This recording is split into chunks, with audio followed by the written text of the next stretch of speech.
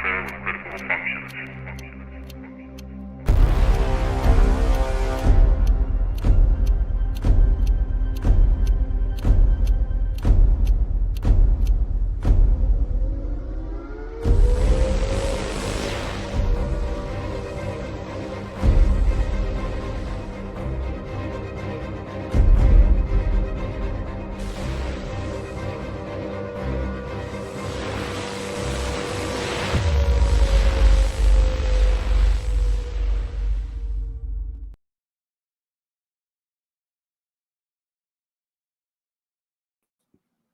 There's the mic. It is I run, and there's no one else. Um, yeah, it's just me tonight, guys. There was an incident, and we're going to be updating all that later on. Joe will be with us as soon as he can be with us, and we'll see what we can do. But we have quite a show that is going to be taking place tonight. We have a lot to talk about. There's some really interesting things.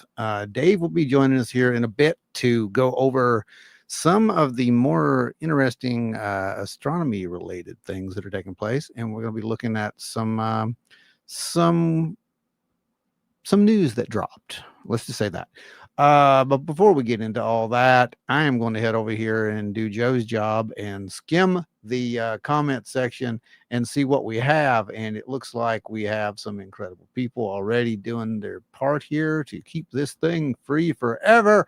So we have Nancy White, bless you, bless you, bless you. And we've got so another one down here. I wish we could put all these up together. That would be so cool. I don't know why we can't. I'm going to put this up here for you guys so you can see yourselves and you can ask yourselves questions. Thank you, Keller. Thank you so much. We do have a lot of you folks in, so I'm going to start naming you off. Here we go. Let's see what I do. And I might name a few of you multiple times. It's very hard to tell. So, oh, look, the men in black are here. That's great. James Nelson's here. Welcome, welcome aboard. Jordan Booker, Deborah Gibbons. Let's see, LR Miller. There we go. Enzo's in the house, everybody. LW Marshall, I have said that. Linda Sigmund is out there. Brenda Ratcliffe has joined us. Mid Ohio Valley has joined us. Let's see, Terry's here.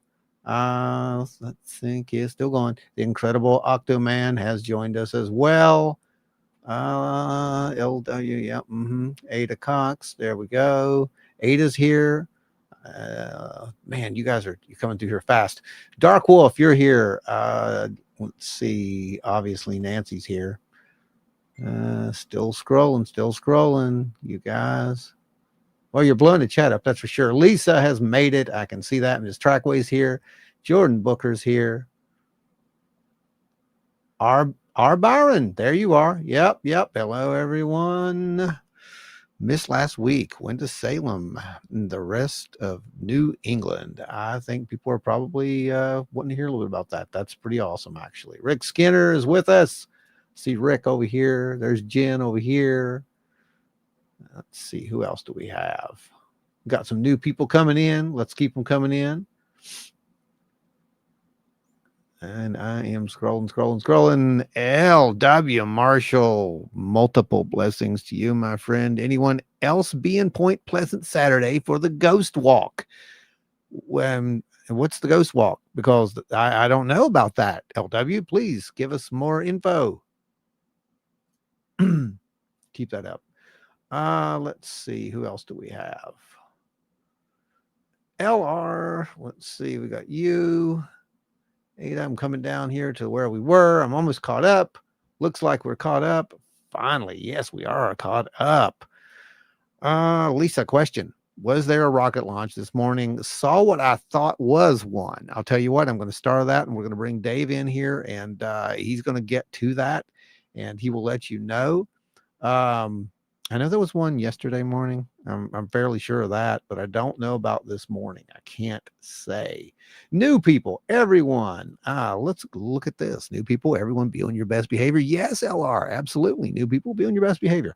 That's good advice. We really don't have any problems around here. We have a minimal rules, and guys can pretty much do what you want to do. We avoid certain topics. Obviously, we stick to the paranormal and UFO side of things, and boy, it's just weird enough as it is. Um, let's see. Speaking of which, let's see. There's Linda. Hey, guys, how many of you guys by chance? Oh, wait, hang on. Joe was seen ascending into a sky in a beam of light. Well, you know what?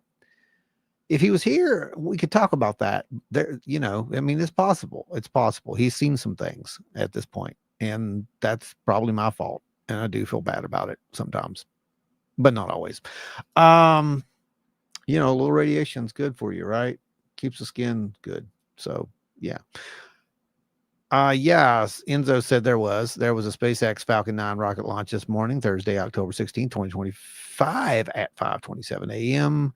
Eastern Daylight from Cape Canaveral. So yeah, looks like we don't have to wait for Dave. Thank you, Enzo. Thank you so much. That's what we do here. We try to get the answers some way we can. Anyway, folks, I don't know how many of you guys saw the recent reality check over there with Ross Cohart, but there was some really interesting stuff that dropped in that. We're going to go over that. We're also going to go over the news a little bit. There's a little bit of stuff in the news, and it may seem familiar because it seemed familiar to me, and then it wasn't familiar because, well, we've been there. Let me pull that up and show you what I'm talking about. So we got a story that came in, and stop me if you heard this one before, but here we go. Let's actually put this down here so I can make it bigger for you guys. That's me, not it. That's it. There we go.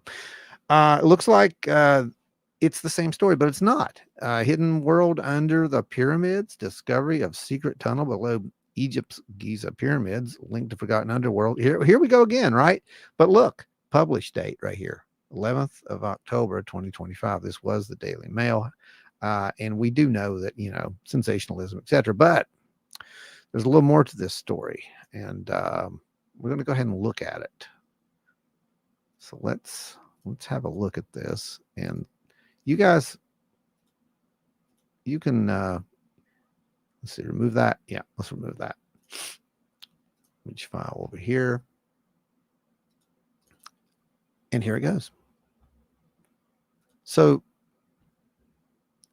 on the northeastern edge of the Giza plateau, apparently it was discovered 3 perfectly cut shafts. All right. So we're just going to talk about this. There were the shafts that were cut. I kept reading this article and it just sounded so much like we've already did this. This was the story from earlier this year. And sure enough, I kept going down and here and reading some of this, and we find out that it's literally the same thing. The only difference is these are real shafts. These are shafts that apparently have been imaged and kind of confirmed. This one's under the near the Khafre pyramid, by the way. So there's 3 shafts that have been discovered at this point. They are again theorizing, the massive labyrinth under Egypt, 3,000 chambers, hollow records, that whole thing, just like before, which actually doesn't do anything to help the credibility of some of the claims for these things. But, here's the image. Why don't you see the image? Here we go. So we can see this, and this one makes a lot more sense. Actually, we do see a pretty big object, and we do see this shaft that's going down. Now, what's interesting about this thing is that the shaft is it's 12. Basically it plunges 130 feet, so it's 130 feet shaft, and it's the height of a 12-story building cut into this rock. They say there's a wells, but yeah, I don't know. These are very interesting wells, if that's what they are. I've got a video of it too, so we can watch that as well. And we have the the opinion from the fellow who's actually doing this. And yes, we do have the same team on board with this that allegedly discovered the one back in March. So, yeah, here we go. Let you watch that.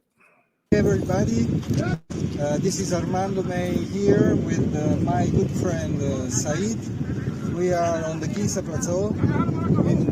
On my right, the Great Pyramid of Cheops, and we are walking towards southeast, where there is the shaft, the very important shaft that could be the point, the access point to the network underneath the Giza Plateau that we discovered with the Cafe Research Project many months ago.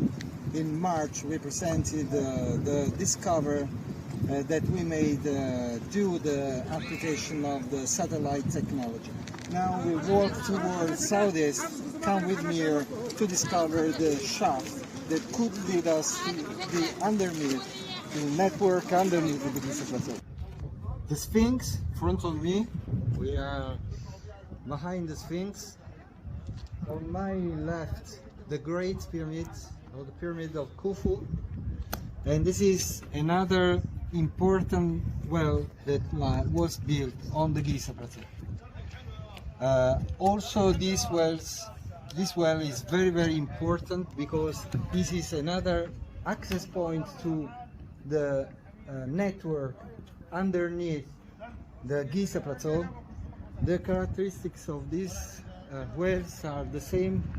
We can note it from this way, from this point of observation, we can notice the massive blocks that were used to build the wells. There are also many other characteristics suggesting the possible function to flow the water inside the wells. So, yeah, they're saying they're wells. Are they wells? I don't know. I think that we need a little bit more data on this. Guys, yeah, I see. There's ads. You're right. There's ads, and I'm not going to, it's one of those things. Unfortunately, that's what makes YouTube work, and they have to put those on here. And the more ads we get, that means there are more people watching, which is pretty cool. Honestly, it stinks because they interrupt you, but let me know if they're skippable. If they're not skippable, we can maybe do something about that at some point. But really, we don't have much that we can do about ads other than opt in for them. And again, that's what keeps the lights on. Thanks to you guys as well. Yep. There's another one. I'm not sure why they're not showing up on your sides. They should be showing up at the side. So looks like they've changed things again. Let's see. I've gone to a couple of events. Yeah, that was Sherry. That's right. That is. So is that who's doing the ghost hunt in Point? Is that what we're hearing?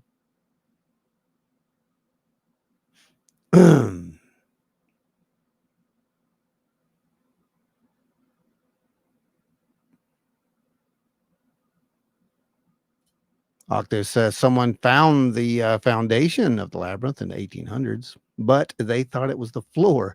It was likely the roof, and there are chambers beneath. Lots of evidence pointing there. Yeah, there's a lot of hints that there is something there. You're not wrong. I just don't know what it is. I don't know if we're talking about. Yeah, exactly, Keller. They could be storage rooms.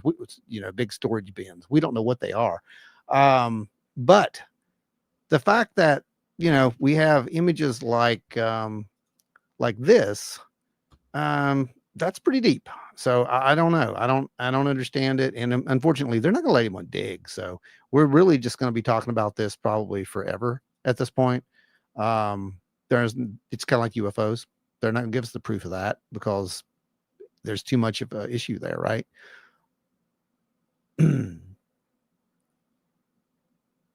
There you go, Go Dot. That's what they are. They're for UFO oil changes. They could be. They could be.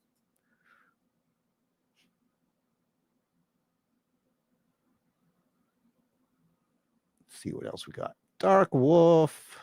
Thank you, thank you, thank you. We've got Dark Wolf over here. Let's get some I've seen things you people wouldn't believe. Same. Yeah, I probably would believe them though. Seen some pretty weird stuff and documented a little bit of it, but Seen even weirder. Let's go over to the blessing screen and get you guys taken care of, because like I said, I'm trying to juggle like 5 screens at once here. It's kind of hard when you're by yourself. Let's see. You know what? Let's just go with the traditional, and then we'll ease into something else. Here we go. Blessings.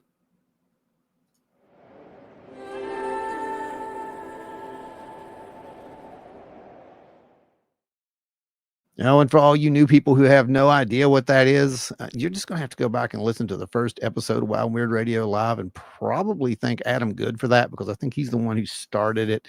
And it has continued ever since. But what we do every time someone gives us a donation to help support the channel and keep everything running smooth, we give them a little something. And the little somethings are these little animations that I like to make, that I've thrown up here from pretty much day 2. I think the week 2 is when we started doing this, and it's just stuck. It's been a tradition, and now people like them. And we have special ones, of course. We have that was Sky Daddy, Matthew McConaughey.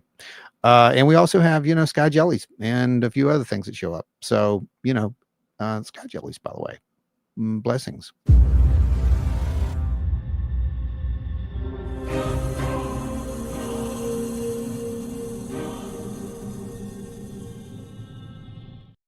So you're blessed just like that. And I mean, and it's amazing. It's so fast. So, there's no refunds if you're not blessed, by the way. If it doesn't work, that's not our problem. That's between you and, I don't know, something else. Let's see who else we got. Donna has arrived. There it is. Maybe she has arisen. I don't know. Hello, Donna. Welcome aboard. Let's see. Thank you for going live alone. We appreciate. Well, you know what? The show's got to go on. I mean, that's just how it is. If you play in a band for 20x years, you get to the point where you just got to make things work. And I could tell you some stories about that, but boy, I'm kind of have PTSD about it, to be honest with you. But they all worked out. So you know what? We're just going to keep pushing through. Noah's here. Welcome, and hello, my friend. Thank you for that. And we'll put you in the next round of blessings that'll be coming up here very shortly. So I'm going to star you right here. We'll take that off and put a little star beside it. That way I can go back to it. Yes, I'm sorry. I always forget, social media is not really my thing. It's just, we just happened to be here and got pulled into this life. Godot reminds us, click like and subscribe to get notified next time it goes live. Yeah. And more than that, my friend, you want to do that because the new series will be coming soon. I can't say when. I can tell you that episode 1 is in production right now. I started working on that. You guys did see a little clip of it earlier. I think this week. There's one up there right now. You can just go over to the page and you can see it. It's over on the channel. I think it's something trailer something. I forget what I called it. I don't know. But either way, it's a trailer and it's for the new series. And I like it. I'm kind of biased. I can't say if it's good or bad. It's for you guys to say when you see the thing. Okay. And then I want you to be brutally honest. We don't care. That's what we're looking for. The only way that we can make things better is to know what we need to fix. So if there are any issues, then we want to know about them. And yeah, click that notification bell. It really does help. It really does. And you know what we used to do? Because the notification bell, sometimes it will just fail you, by the way. It will fail you miserably. I've seen it happen multiple times. We had it happen on here and on Facebook, both. So what we did is we had all of our wild and weird friends, the wild and weird weirdos and weirdettes, get together there over in, Messenger and message each other and say, hey, show's coming on, and send links. Now on Facebook, unfortunately, we don't have our group chats anymore. They have disabled those because why not? So we have to kind of rely on different means now. And that's just how it is. Yeah, that's right. I mean, yeah, that's how we do it.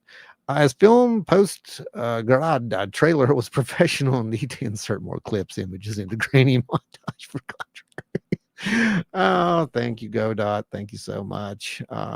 Yeah, that's pretty good. Let's see. What do we got? My bell was 2 minutes late today. You know what was funny about mine, Keller? Because I get them too. Mine went off at literally a minute, I think, after we went live. So I guess it eventually pulls people here. But what it really does, hello, Angie, welcome. What it really does is it pulls people in, I think, as there's more traffic. So, and what that means, how the algorithm kind of works is as long as we get the same people here week to week, right? And they're watching, the algorithm's like, oh, those people, they came back. Well, I'm going to push it out to more people and maybe we'll see if they come back next week. And that's kind of how it works, I think. So the more we get interested, the more interactions we see, the more comments that videos get, by the way. You know, if you get bored, just go over and run through the Wild and Weird library there in the archives and just comment on, you know, any of the videos. It helps to push the channel out there. And that's kind of what we need to do. The intro is pulse pounding. Living in Kansas, a tornado siren really puts the together. Yeah. You know why we did that, Enzo? That siren is actually from it's from the band days. We actually have that. Well, you can't see it. My keyboard's over there, but it's one of the samples that we used in the beginning of one of our songs. We had an air raid siren that would go off, and I found it while I was doing it. I was like, you know what? I'm putting air raid siren in here. So we did. Let's see what else we got.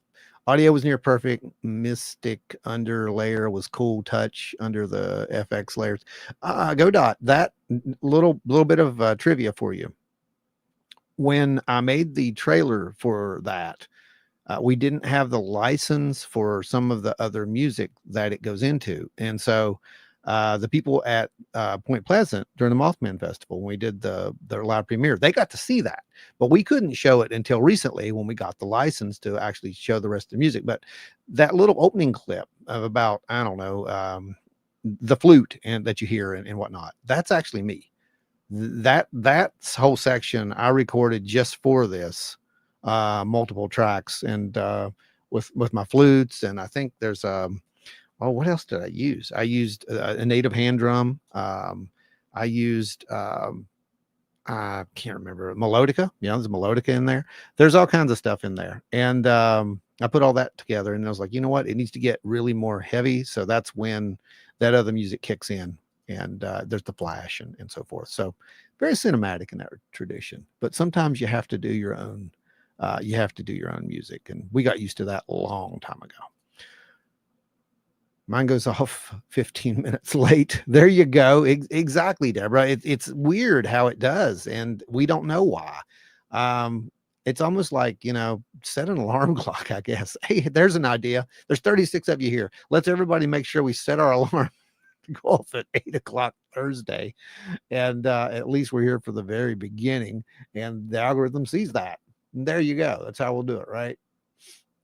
I get 30 minutes pre-reminder. Then the actual show goes off about a minute later. So you get 2. See, didn't know that. I'm learning a lot about this. Are you in dark sky country, Enzo? Have seen comet yet? Tonight's first clear night. You can see it from what I understand. You just have to have some good optics and get out there. And yeah, there's a comet tonight, and I think for the next few nights, actually, it's becoming more visible. Like I said, when Dave joins us, he's got the lowdown on it, and I think he has some charts and maps we're going to show and whatnot as well. Okay, let's see.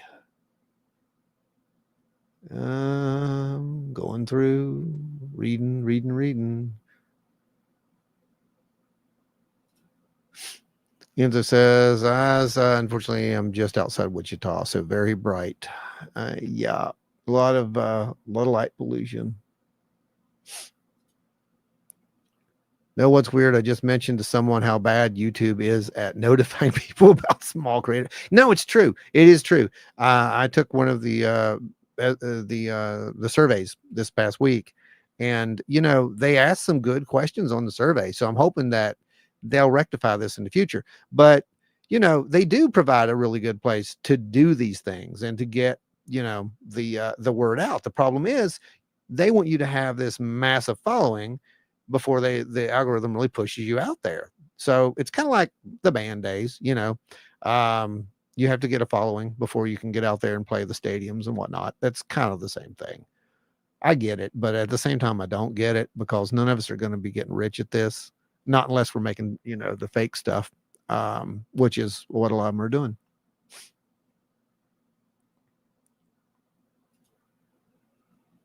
I think it's because the bell is set on personalized instead of all. I think all means it will be instant notification. Oh, really? So you didn't know that either.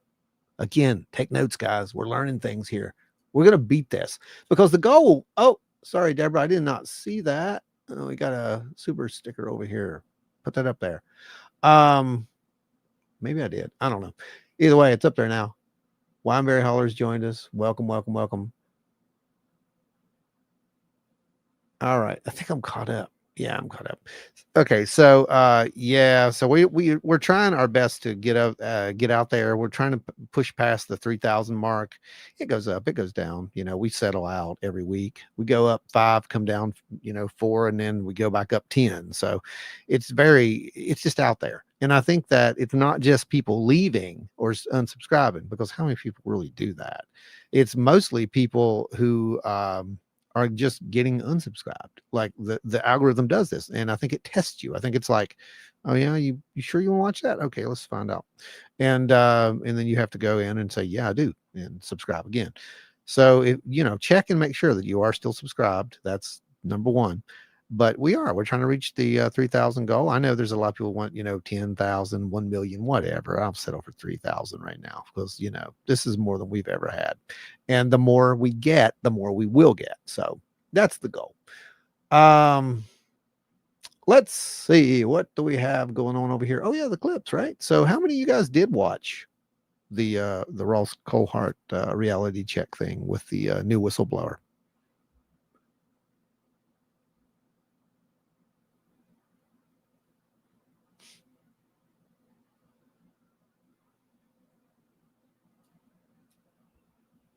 And I'm going to judge by your silence that not a lot of you have. Yeah, you watch some, right, Enzo? Well, you know, that's cool because we're going to pick out pretty much the best of the parts, and we're going to go from there. But this guy, I'm just going to do a little backstory for you. This guy actually worked on a site called Area 2. And Area 2 was near Area 51. It's part of a nuclear storage facility near Nellis. And here's the thing. He goes on to tell these incredible accounts of seeing weird things. We would call that high strangeness. They don't really call it that, but you know, by listening to it, it's 100% high strangeness. That's what it is. And so let me play. I think it's this one here. Yeah, I think this is it. So we're going to go ahead and put this thing in presentation mode for us. Well, I'm not there, but that's okay. You don't need to see me. All right, so let's go ahead and play this. People that go to work main base and then people go to work Area 2, they kind of hang out together for a bit. And once I found out I was going to Area 2, there was definitely people talking. More the main base people were talking about stories they had heard about Area 2. Not many of those stories made it to main base, but there was enough that people knew, like, oh, you're going somewhere strange. There was an awareness that the place was just prone for strange things happening. So apparently, it's well known that strange things happen on this in this Area 2, which is you know, I forget how many miles it was from Area 51, but it's not the same place. It's just, you know, in the same desert, basically. So he goes on to describe some of the more stranger things that he did see, and they really are interesting. I found a lot that I could just look at and kind of question, and I think almost analyze this guy, the look on his face, the way he talks, the way that he recounts some of this stuff. Watch the whole interview. I'm not going to play it all, obviously we don't do that, but I'll put the link in here after the show and you guys can go over and watch it who haven't. And I really, if you are an experiencer, go watch this and it will resonate with you. I promise, it really will. Because I do think there's a good chance he probably has been contacted. Brenda Radcliffe, I watched something and slept through more. There you go. Sometimes you have incredible dreams that way. Got to get caught up on this guy. Yeah. What is it? We need our own area for what you're doing. Area 304. Actually, that Area 304, I believe, is something that someone did at some point. I know that they use the 304 stuff. I can't remember who it was though. 18 miles southwest, Area 51. There you go. That's it. Noah. Thank you. See, that's what we do. That's what we do here. All right. So here we go. Let's see. There you go. 2 ads. Was able to skip the second one. Oh yeah, you're right. That bread, that's what it is. Yeah. I think we get like right now, maybe $1 per 1,000 views, and we don't get 1,000 views. So yeah, it's not. You guys are the ones who keep this show going. Those ads are just something to show Google and YouTube that we're worth investing in. And maybe one day when we have 100,000 people, fingers crossed, right? Then it might be worth something to us. But right now, no, it's more just to stay in the graces and keep things going, guys. Like I said, this is why we are here. People like you, and we can't be more grateful. Honestly, I know it sounds stupid to say that all the time, but no, for real. That's why we do the things we do. We turn around and put all that right back into the show, getting some fancy stuff for you and new productions. That's what it's all about. And speaking of which, the cube. Here he comes, Adam.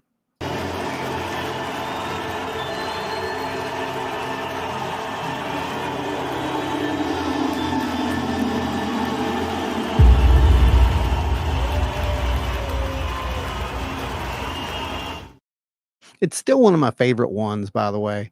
Those I actually do those by hand. Those are animated by hand. It's not AI or anything. And putting Adam in that cube, man, that was a fun thing to do. I had to remember some old UV mapping techniques from the day to do that. And it was really fun. Next time I might actually put you in a glowing cube. I don't know. We'll see what I can do. Maybe I'll put you in a sphere within a cube. Hey, there's an idea. All right. Did I see beans come in? I don't know. I'm trying to scroll down. So this thing doesn't auto scroll. So I have to actually go over here and scroll. And then I have to go over here and do the other thing. Whew. Nellis isn't far from me as crow flies. And I saw another low moving unmarked black jet go over again. Came right over me. Didn't make a sound, straight into the mountains. Yeah. There's some weird stuff out there, guys. There really is some weird stuff out there. Apparently the drones are back too. We're not talking about that this week so much, but I got a feeling we'll be talking about it next week. And it's kind of weird to me that the drones are back around the same time of year patterns, right? So anyway, let's go over to that next clip and play that. And we're going to, hear what this guy has to say about this stuff, right? Mentioned the white lady was allegedly a ghost that people would see up there, but there would be other things like lights in the sky, lights near the facility. It was just, it had a reputation for just being a strange place, which talking to people that worked with nukes after I got out, it seems like that's true for every facility that has nuclear weapons or nuclear materials. Yeah, it's interesting. My friend Robert Hastings, who wrote this excellent book, UFOs and Nukes, I mean, he's done an assessment, interviews with pretty much anyone who worked at every nuclear site in America. And indeed, he's talked to people overseas as well. And he says it's a very, very common feature. You'd be hard-pressed to find any nuclear facility, particularly nuclear weapons facilities, where there haven't been, how does one say this politely, anomalous incidents. Now that's interesting, guys. let's think about that for a second. So you'd be hard pressed to find these places that haven't had these anomalous experiences in places where they produce, nuclear material, etc. Right? And we've kind of theorized about this before with the whole TNT area thing, right? Because we don't know what they were doing back then. A lot of that stuff is pretty much hush hush. It's all quiet. We do know that when they came in for the Superfunds cleanup, after the green goo or whatever it was coming up out of the ground, and they closed the place down and had to clean it up, that they took away, I think, something around 6 inches of the topsoil, and replaced it. There's only a couple of reasons that you can do that or should do that. And one of the reasons being toxic material or radioactive material. Now, I can tell you that we have run radiological tests down there near the ponds, and there's nothing. There's nothing there unless you're, I guess, trying to make it rise or something. And we've had that happen, obviously, the ITC sessions where for whatever reason something wants to communicate with us about raising radiation. I don't like that, but it's not like we asked them to do it. So yeah, there's weird stuff, and apparently that's a thing. So why is that? Oh, and Enzo, yeah, we do have drone season now. I think I'm fairly certain we have drone season, and I don't know why my name just popped up. I didn't do that. Just to let you know. Can confirm drones seem to be back, but I haven't been watching as much lately. Keller. I had a drone situation last week in Huntington. So yeah, there are several drones around here, by the way. We've seen them even before that activity started last year. And they're big. They're very big. It's a new holiday between Halloween and Thanksgiving. Didn't you know it? Yes, that's right. It is. It's drone season. I think we should have maybe some kind of giveaways or something, maybe some kind of celebration to celebrate the drones. That would be a good thing. Make sure you mark it on the calendar. Yeah. I'm not sure what we should do for Drone Day. You guys figure it out. We'll do it.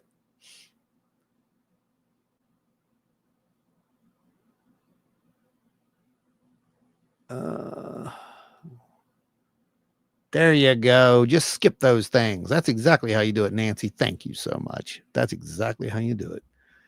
How many have actually, I want to know, because there's only a couple of ads I've actually watched.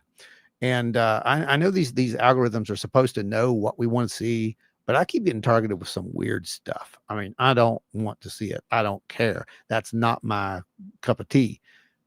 They don't even show me tea. They should show me tea. If they showed me tea and different varieties of teas, I might be interested. I mean, I like tea. So, I don't like the weird stuff that they show me, though. It's very strange.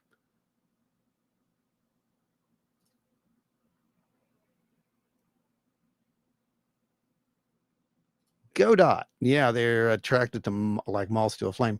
Yeah, there's something that goes on at these sites, and I'm not sure. I'm honestly not sure what it is, but these guys are seeing something out there, and got some more. So let's load up the next clip. This is his first sighting, by the way. So we're gonna go ahead and play the first sighting. Ironically enough, it was actually my very first night. So now I want you to pay attention to this. This is his very first night. Okay, he's out there. He just got the position. They're actually still running his some security stuff, and for future clearances and whatnot. And he's on site. The very first night something happens. Think about that for coincidence, by the way, and we're going to talk about that a little bit later. Me and two other guys were waiting for our PRP status. And sometime later in the night, because I worked night shift, one of the security supervisors came in and said, "Hey, I'm going to give you guys a tour of the facility." He took us out, showed us around, and then there was an alarm call for the perimeter. The perimeter split up into MSCs called marker sensor zones.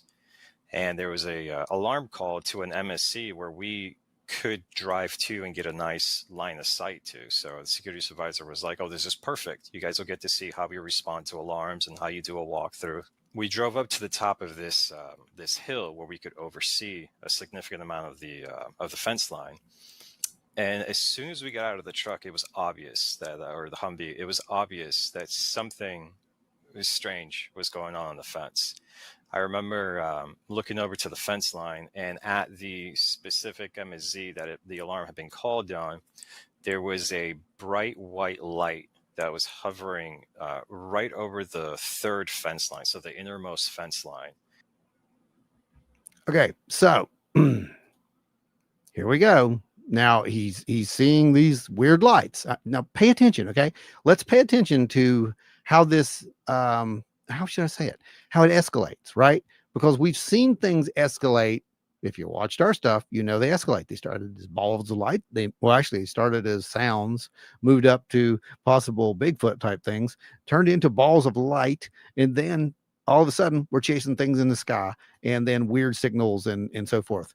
There's an escalation to this. I've been saying this for a very long time. There seems to be an escalation to this stuff. And what he's saying literally seems to follow the same pattern. So he sees this strange light that's moving around. So let's go over and see what happens next. And it appeared from our point of view to be just right over the top, right on the top of the fence. There's a sensor that runs along the top, and it appeared to be right on top of that. I can't really describe any physicalities to it because the light was so bright. Do you but think what was it really was solid? I've wrestled with that. I mean, you couldn't see through it, but what was very anomalous about it was that it wasn't really illuminating the desert around it the way that you would expect a light to be doing. It was almost like it was self-contained. So it was self-illuminating from within.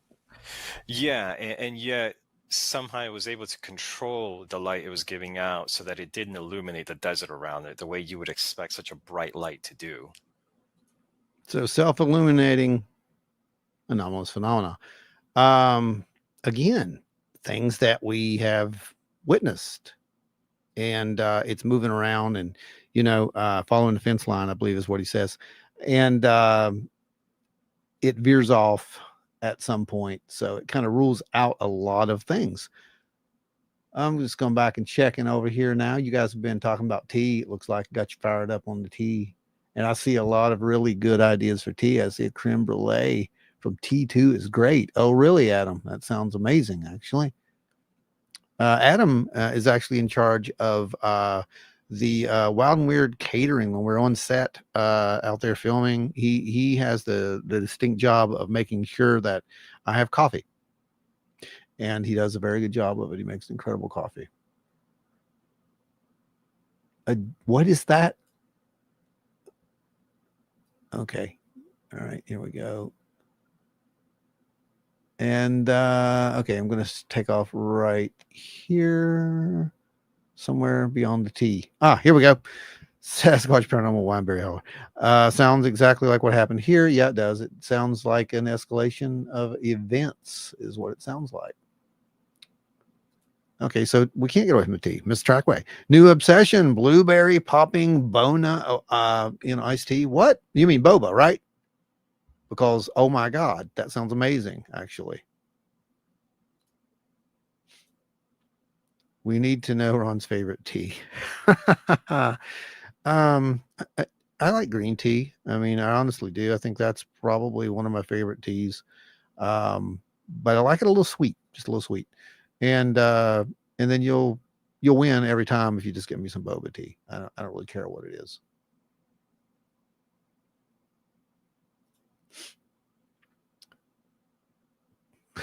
Yea, though I walk through the shadow of the valley, little green men, I will fear no gray, for Adam Goodart with me. Oh boy, just keep doing that. He just loves that stuff. Thanks, Finding Trackway. Godot, projected holograms to hide real locations. Maybe. But it gets weird. Brenda, I hate the YouTube commercials. Come right in the middle of someone's statement. Yes, I was watching one or I think I was actually watching that video, the one that we're watching the clips from right now. And it was almost exactly every time he was getting ready to say something important, it clipped right there. Like the algorithm knows when to clip it. And that's crazy because that's AI that's doing that. I'm pretty sure. It's not just a coincidence. R. Byron, I'm curious if there's a correlation between the seasons and sightings, as in if during colder seasons there are more sightings to match temps closer to further out in the galaxy. Well, it's interesting you brought that up because, yeah, away from the sun. I don't know if that has much to do with it, but I do think seasons do have something to do with it. I think time has something to do with it. And that's one of our working hypotheses that we've been trying to work out for the past 2 years, is to figure out if there is a sort of a magical time for some of these phenomena to take place. And the data says that, yeah, there could be. So we're kind of watching that. But the problem is we have all these other X factors. We have these, possibilities of now, let's call it for what it is, psychic impressions, intent, and so forth. How do you have these sightings without going out there and clearing your mind and saying, not that you don't want to see anything, but you're just there? It's very hard. And that's kind of what you would have to do at this point, thanks to all the different variables that are now entered into the equations of some of these things. All right, I'm scanning down here, see if I see any questions, and we're going to move on to the next clip. Okay. Wait. LR, maybe we have more sightings when the temperature is more tolerable for us to be outside. And you also have to remember, during colder weather, the skies are more clear. So you're going to have that clearing. You're going to be able to see a little bit farther. I know when everybody who does astronomy can tell you winter, they love it. That was the only good thing about winter. When I did, get out there and had a telescope back in the day, that was the only good thing about winter. All right, so he's going to talk a little bit more about that little thing and how he thought it was intelligent. What was peculiar about what it did was, as soon as Whiskey 8 seemed to, the responding patrol, as they're driving up along the perimeter, it was almost like it was monitoring our radios, because as soon as Whiskey 8 called it in, it started matching the vehicle speed to maintain an exact distance between itself and the vehicle. So you're quite confident it's intelligently controlled. It's not a balloon that's bumped up against the fence. This is an object that's being intelligently controlled. Absolutely. It had intent. It was not flying with the wind, and it specifically chose to follow the fence line, almost if it was riding it on rails. Yeah. That was his first sighting, right? But they get weirder. And this is why we need to pay attention to what's happening here rather than just listening to, oh, it's a cool story. It's a cool story, bro. You got a really cool UFO story. You've seen some stuff. No, look at the order in which his stuff that he sees is occurring. And you're going to see a very similar pattern. Again, especially for you folks who are aware of this situation. At the alternate security control center, and we were outside. A few of the guys smoked, so we were outside with them, kind of joking and just hanging out. One of the other patrols was there, so it was a total of 6 people outside. And I remember that the guy that I'm facing, we're talking, joking about something, and he kind of looks up above my head and his eyes just go wide. And as soon as that happens, I kind of turn my head to look over my shoulder, and as I'm turning my head, I see this reddish glow that kind of approaches on the ground. And I crank my head up just in time to spot this. I hate to say it, but it was a classic flying disc-shaped object. This is my favorite dentist hack to clean my retainer. If you wear it... See, look at that. See what it did? That's what it did. I told you guys. This almost like magma type glow was wrapped around the front of it. And that was what was illuminating the ground underneath it. But it was flying maybe 200 to 300 feet above our heads, very low. And as it approached and came over us, it actually deadened sound wherever it moved. Pay attention to that. Like the natural sounds of like the building right next to us, the desert, other patrols in the distance, they got very faint. So, cone of silence effect. And we hear this a lot, not only with UFO incidents, not only with, contact encounter type incidents. We hear this. We've heard this with Bigfoot cases. We've been out on the trail and everything goes completely dead silent. And I don't mean like a predator's in the woods silent. I mean like you can't hear, like something is literally clogging your ears, or there's a weird, I don't know, it's not a vibration, it's not a hum. It's just a very strange silence, just a total silence, a void almost. So these things do happen, and he's experiencing that next. And I think you guys are, so you've caught it, right? Have you heard of the Zeno effect? Yep, I know what you're talking about. And that is where particles react differently when they're observed, just like the double, the split experiment. It's quantum. It's quantum mechanics at its best. Basically, is what's happening. You observe this, and it's going to behave completely differently. Yeah, they want to be seen, hence the message in that, right? And I think that's kind of how this works.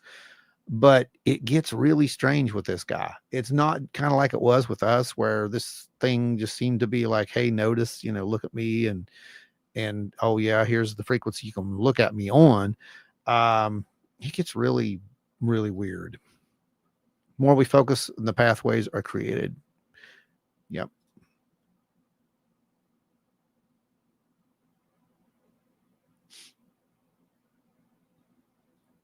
Okay, let's go next. Yeah, dead silent. That's right, Noah.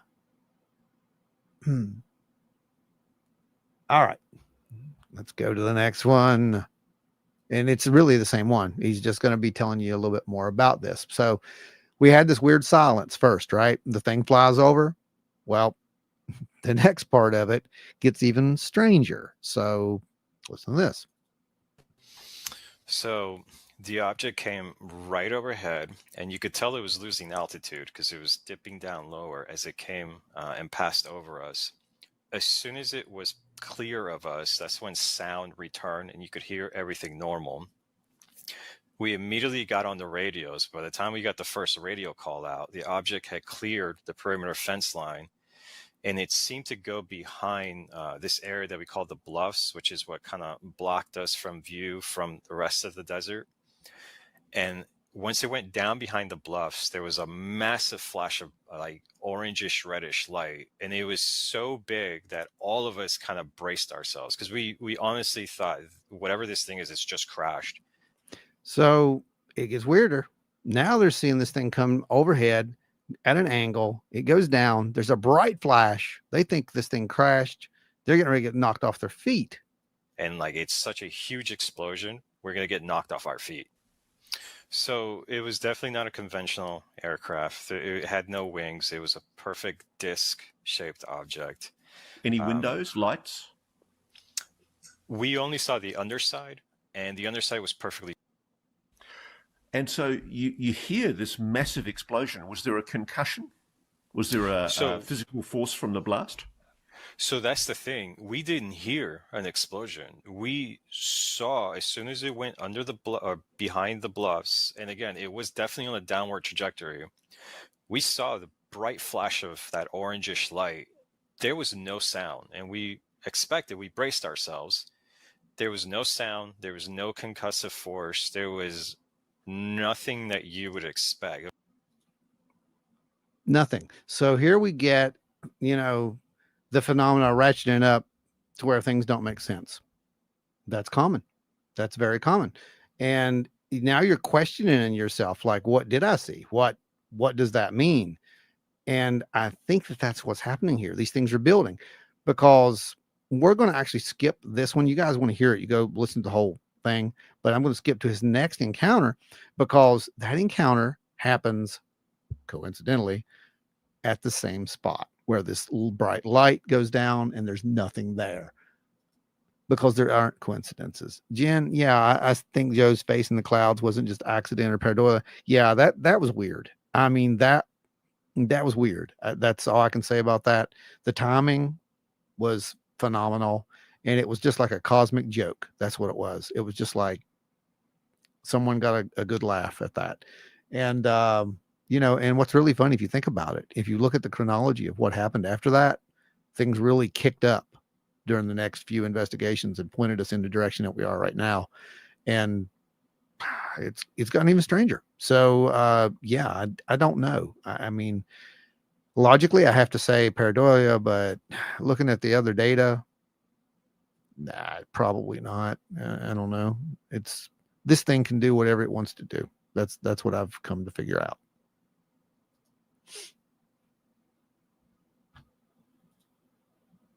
All right, next. Crash. Okay, here it is. The next intruder. In the fall of 2004, another incident took place. You were patrolling outside a storage depot. Your patrol was called Oscar 1, and you were patrolling the desert, and there were bluffs to the north of the storage area that you used for overwatch because they were high and you could look down from them and keep an eye on the site. What did you see one night? I'm not a fan of this story. Now I want you to pay attention to how he answers some of these questions, because he's remembering as he's answering these questions, and he's very uncomfortable because he knows things. He's not saying them, but he knows things. So those bluffs actually is where that object went behind when it went, apparently when it went down, when it crashed. I remember that night, we had an interior patrol call over the radio and say that they thought there was a truck on the eastern perimeter, kind of up on the mountainside. So we responded. We went up to on top of the bluff, so we get a good line of sight to the desert and to the mountainside. And I pulled out my night vision, and I saw these two lights. They were right next to each other, moving together. And through the night vision, you could see them. You could see them dip and illuminate the ground and come back up exactly the way truck headlights would do. So we keep an eye on it, and there is an invisible line where, okay, if the vehicle gets to this line, that's where we're going to need to move to intercept. As these lights get to that sort of invisible line, they suddenly go off. They blink off. And that immediately kind of put me on edge, because that told me, okay, these aren't lost off-roaders. This is somebody with intent. This is somebody that knows we're out here and that knows roughly how close they can get. Once the lights went off, we figured, okay, they're going to go on foot and they're going to try to approach the perimeter. So me and my partner redeployed to about 300 meters away from the fence line in the direction that they would have to come through. A main base canine patrol was up here with us because he was exercising his dog, and so there's a bunch of them that are going to get together, basically is what he's saying. And there's even more teams that go out here. All right. So this isn't one person who saw something weird. This is a lot of people who saw something very strange. And here we go. Heard about the radio call, so he offered to kind of bring the dog and help us out, which was perfect. So myself, my partner, the handler, and then his canine, we all went out about 300 meters from the perimeter. We got down into this dried up riverbed and we waited. The desert is flat here. There's no cover, there's no concealment, and then it curves up to the mountainside. So it's physically impossible for anyone to get past us and get to the perimeter. So he just set it up for you, right? They're out there. They've got Overwatch. They're watching them. Everybody can see them, right? Then something weird happens.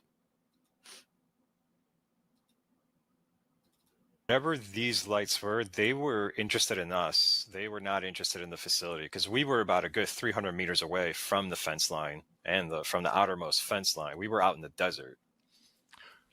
So finally, what do you see, Joshua? Nothing. We see nothing. We hear nothing. The dog is not indicating. And within 30 to 40 seconds of that last light being called in, one of the original patrols calls over the radio, and they're very alarmed, and they shout. They're shouting. I can remember them shouting, "The lights are rushing you." So When I talked to people afterwards, from their point of view, they all agreed with this. These three lights showed up, one in front, one to the right, one to the left of us. And then, as if on cue, all three lights rushed exactly to our position where we were at. From our point of view, we didn't hear anything. We didn't see anything. The dog never once indicated it showed no signs of stress or anything. What I have difficulty explaining is what happened right at that moment, because the radio was going constantly. We were getting. Okay. So for those who can't quite figure this out, what happens here? There's those three lights come in at almost a triangular formation. They all come together over top of this group that's out there. There's other groups that are watching their position and radio in them, right? This is on a very restricted area. This is a base where nuclear weapons are kept. This is not playtime. You don't just wander into there and, you know, this isn't somebody playing a joke is what I'm getting at. So what happens next is a little foggy, but it's going to sound familiar, like I said, to people who have had experiences. Constant radio chatter. And at this point, I was very experienced. I've been out there for a few years. I have been on-scene commanders for exercises and on-scene and real-world events. I understood that you live and die by your radio when you're in a tactical situation. I can't explain why I didn't notice that we weren't getting transmissions over the radio anymore. Let me explain our point of view first and why this is so anomalous. So from our point of view, we get that call that these lights are rushing our position. I look to my alpha and I tell him, put a round in the chamber, because whatever this is hostile. I tell him, put a round in the chamber, put a grenade in a grenade launcher. It's getting serious is what he's saying. Really serious. This is serious. K9 follows suit. I'm watching 12. My alpha's watching 3, and then K9's watching the 9. We sit for, I want to say, a good 10 minutes in silence, waiting for something to happen, for us to hear anything, and absolutely nothing happens. And after 10 minutes, that's when I finally get the idea that I should contact the patrols on the inside and see what they see. And maybe to civilians, it won't make as much sense, but I know to any veteran, this is immediately anomalous, because you, like I said, in a tactical situation, you live and die by that radio. And if you can't see the threat, you're in constant communication with the people that can't. Do you think something was manipulating your mind? I don't know. I can't. Watch the way he answers it. Listen to how he talks. Listen to this part, because it's extremely important.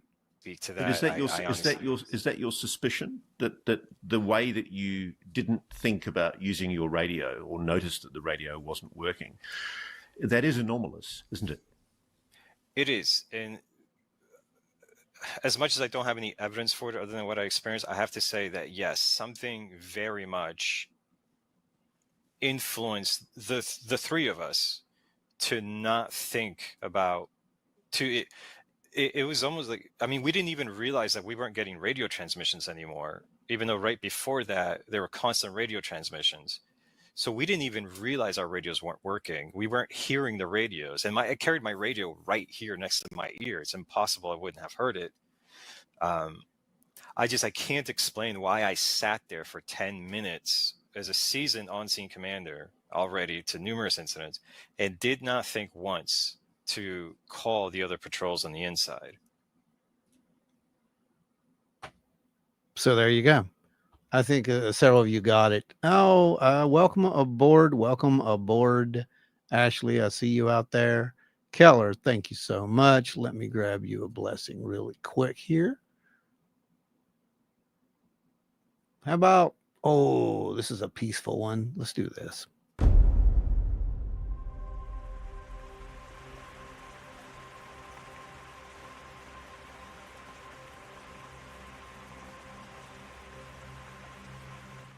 Something so zen about a rain of sky daddies. Anyway, so you guys caught it, right? that was missing Tom. Yeah, you're right. And you can tell he's uncomfortable with this, trying to figure out what happened to him. Why did the radio, later on, again, I'm not going to play the whole thing, but later on, he finds out that he's missing somewhere around 30 to 40 minutes of Tom. What happened out there? They got beyond a certain point. The radios came back on. Everything's back to normal. But yeah, it turns out he's missing some Tom. And he's just trying to deal with this stuff from what I can tell. And it's very visible in his face and his facial expressions. There's several other really interesting things that happen out there. They saw shadow figures. The shadow figures are one of the more strange elements of it. And then they saw something that was running. It was running like insanely fast, like something like 30 feet a second or something. It was insane. But I'm going to play the last clip because we got Dave sitting back here getting ready to come in. And I want you to hear about this one incident, because this one it's a little alarming, honestly. We had a section of the bunkers that we called them Black World bunkers, and they were bunkers that when they were open, they were the only ones we weren't allowed to pull security on. You would go to every single bunker, you go to the door, you would check the locks, make sure that these big giant padlocks are securely on. You would check the vents, these air vents, to make sure nothing's been put in the vents. Just do a general integrity check of the door. And one night when it was my patrol that was in that area, I went to do my check of these Black World structures, and I checked the lock was secure. I checked the first air vent, and they're these kind of like they had this big heavy handle that you would lift up and it would open it, and then you would just let it go and it would clang really loudly. I checked the first one, I check the second one, I let the thing go and it clangs really loudly, and then something from inside smashed into that door. And these are 2-ton jacks, I think is what we carried. So these were about 2 or 1 ton doors each, and there were 2 doors, and they're sunk into the ground. And something smashed into that door in response to me letting that second air vent kind of clang close. Right? So that's pretty alarming. Now he goes on to tell, this to his superior, and their response is basically like, which is strange because, like he says, it almost seems like they knew something was up. They knew that there was something there and it wasn't really a threat. Although this thing's inside of a bunker on a nuclear base. Who knows? Maybe the biggest weapons out there aren't nuclear weapons. Maybe there's something they're keeping in those bunkers. Sound familiar there, Point Pleasant?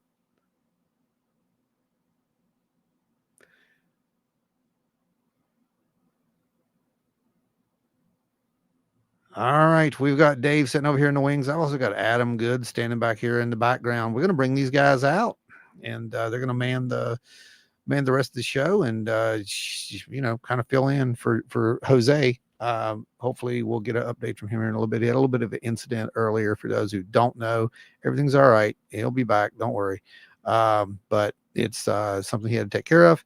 And so I am manning the ship tonight up to this point by myself. I am now bringing on my compatriot, fellow drummer, bandmate, and cousin, unfortunately, Dave Roberts. Doomsday Dave. Welcome to the show. I can't believe you just admitted that. The whole cousin thing. I can't believe you admitted that. You're right. No one needs to know that. I'm going to go back and edit it out completely. Too late now. All right. We've got a little bit of echo coming down on your end. Take your volume a little bit down there for me, sir. Yeah. I think it's your echo cancellation. It's not working. Yeah. See what's going on here. See, that's why I wear these, Dave.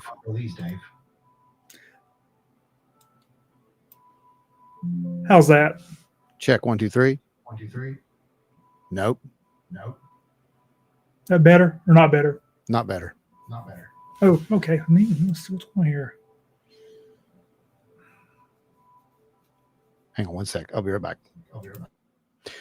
All right. We're going to bring in the next guest host tonight, and that'll be Mr. Adam Good. Adam's with us. All right. Adam, say hi to the people. Don't grunt. Hey guys. There Hey, we everybody. go. There we go. All right, folks. It looks like we have a full house We are now. actually cousins as well. Oh, just We're cousins as well, Ron. I don't want to know anymore. I want to be out in the Yeah, desert. I mean, with we that- talked about it. I know. I want to be out in the desert with a bright light and not remember Yeah. things. Yeah. Okay. Let's see if we can bring Dave back. See if he's got his audio issue worked out. See if that's any better. Nope. Hey Dave, throw some headphones on and just run your out from there. I think I know what it is. Hang on. All right.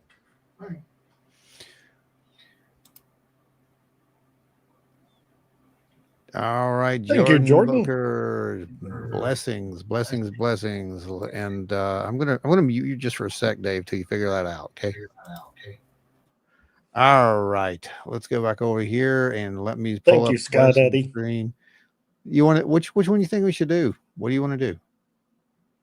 I think we should thank Sky Daddy for muting Dave here. No. Which one of the blessings should we bestow? Mothman? We haven't did Mothman tonight. You feeling mothy? Mothman, yeah, that sounds good. All right. Mothman it is. Yeah, Jordan deserves a good old mothy for camping out there. Blessings of the moth.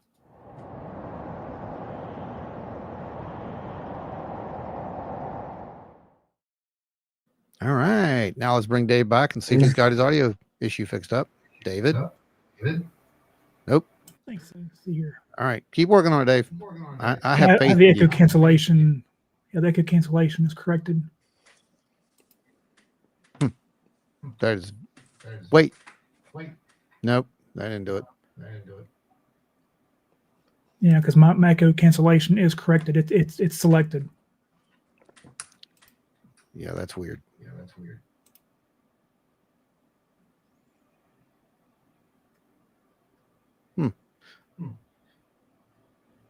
All right, keep playing with it. All right, gentlemen. Let's see what we can figure out here. While Dave goes over there and beats some stuff up, because that's probably what he's going to do. He's going to go beat some stuff up. Adam, what has been going on? These people haven't seen you for a while. I know we went out and did some things, and they'll get to see it eventually. They may have, I don't know if you were in the clips or not, but you were out there with us. You've seen some things. Yeah. The stuff that we captured looks really exciting. I'm excited to show the equipment. Yeah, it's going to be great. It's going to be really great to, I think to let these folks see what exactly is, I don't know what we caught. I won't say what it is because we don't know what it is, right? Exactly. Yeah. We don't know what it is, and if we did, we'd be able to name it. Yeah, exactly. It's a good point. Yeah.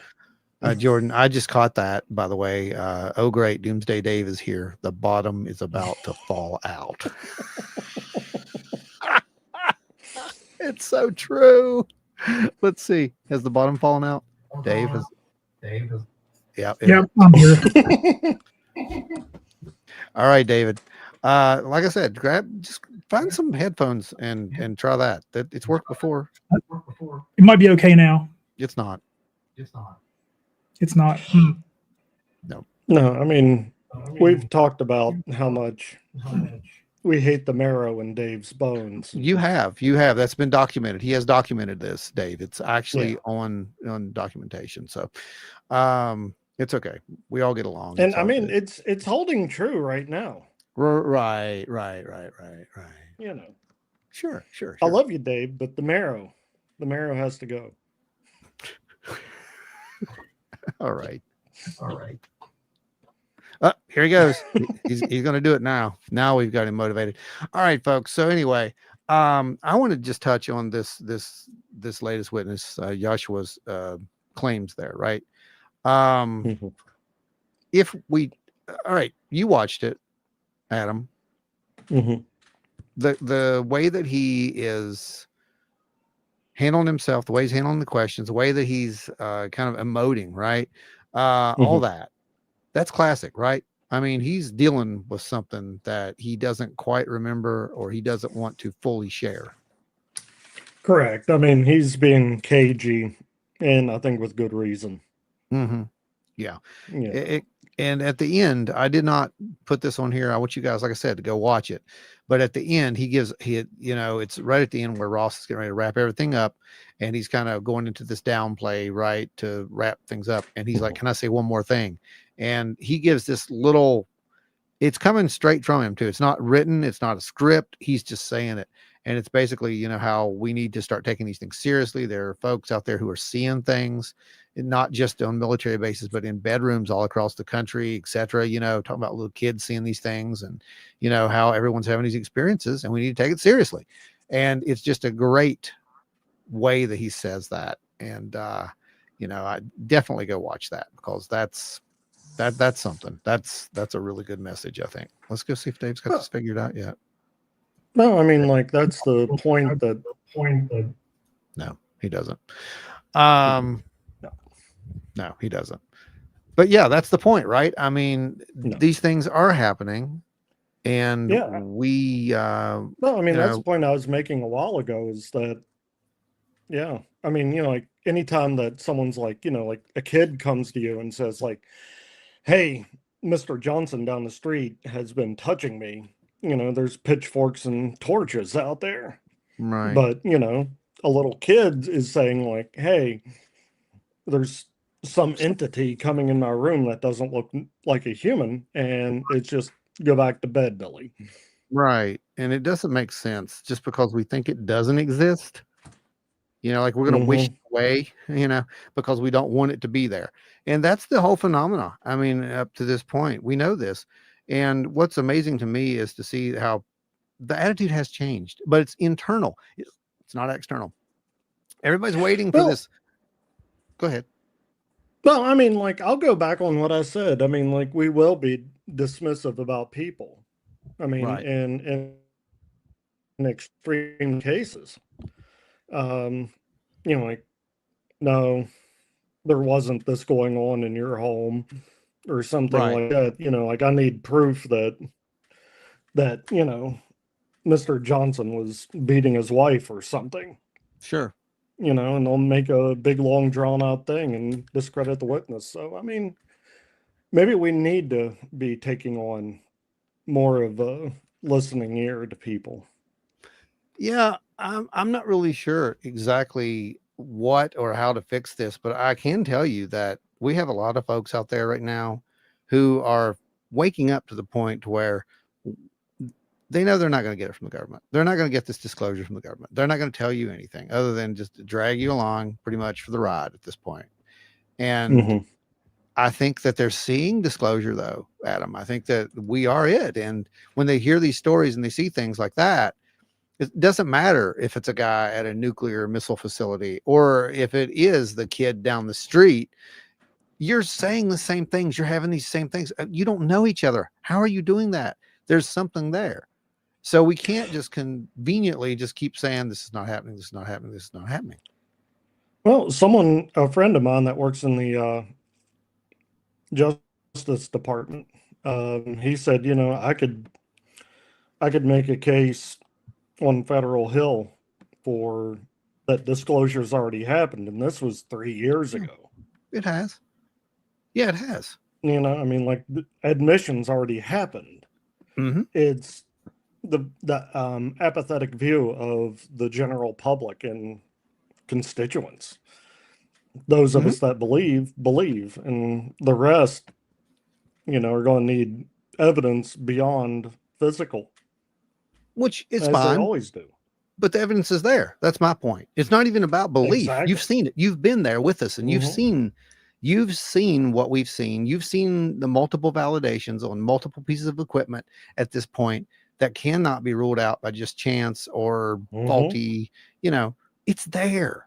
We don't know what it is, but it's there. So let's start having this conversation. Let's start talking about what this could be. Let's see if Dave has his issue figured out yet. Dave, are you still getting echoes? Uh-oh. I can unmute him. Dave, you're muted, and I can't fix you. Oh, he's doing it Dave himself. is unfixable. He's got it. He's got it. It says he's doing it himself. It's okay. He'll get back with us when he can. So I think we're just, you know, we're stuck in this weird little holding pattern, is what it seems like, where you've got the media who doesn't know what to do. They want to believe that, you know, they've been told all these years it's not real, right? And then they want to also come out and say, well, it is real. So who do you listen to? This is our issue. This is our biggest issue at this point. They'll make fun of it one week, and then next week they're saying, trust us, this is real. You can't. You know, I think it's flavor of the week. Oh, 100%, 100%. And we only have to look at the current, you know, this little bit about this comet. Let's look at 3i Atlas, and we can see from that point what you just said. There's so many sites that are just, I don't even know what they're doing, to be honest with you. I won't say it's hoaxing. I think that they don't realize it's a hoax. I think that they're just doing it to get clicks, and that's pretty much all it is. And they don't care about the ramifications or the consequences of those actions. Absolutely. Bring David back in. David, should be good. Should be good now. He's good, guys. He's got it. He is rocking and rolling just like the old days now. He put the headphones on. He did. It got serious really quick. Dave, we're talking about, you know, some of the more elaborate things that we've seen about this 3i Atlas stuff this week. And I brought it to your attention. I know a lot of you guys out there have probably seen this. We won't share it on our page, by the way, but I know that a lot of you guys have seen this. There's a very good fake simulation of Michio Kaku talking about 3i Atlas and how it's this basically anomalous thing that it's doing all these things. And there's secret FOIA requests that have been, you know, denied and so forth and so on. It's an AI simulation, and it's a good AI simulation, right, Dave? It's very good. And the bad thing about it is, like, the comet is behind the sun right now. There's not that much more data about it than there was over the past few weeks. There's a little more data that's come out, which I'll share here shortly. Yeah. But it's, there's too many jumping to conclusions, and, you know, and there's one person out there, one Facebooker, I think he's a YouTuber as well. I won't mention the names, but nope, we don't do that. This particular person, he's posted a photo of the Lemon Comet and claiming it is the Atlas. Oh, I've seen this. Yeah, I've seen this. That really annoyed me. I've seen this on several sites, by the way, not just that one. Yeah. But I've seen several people saying that. Not only that, David, I've also seen people saying things like, it's Atlas has these other objects that are traveling with it, and they list Lemon and Swan and the other comets. They're in completely different orbits. They are not traveling with this thing, but there could be pieces with this thing, right? I mean, that's a possibility. And I can go over that right now if you want me to. Oh yeah, please do. News. Yeah. Well, wait. Do we need to do your little bit? Yeah, we need to do your little bit. Let's bring Dave in the right way here. Hang on. Let me find it. Where is Doomsday Dave's? Ron's all fancy like. We got to find Doomsday Dave's thing. It doesn't say that yet, but it will.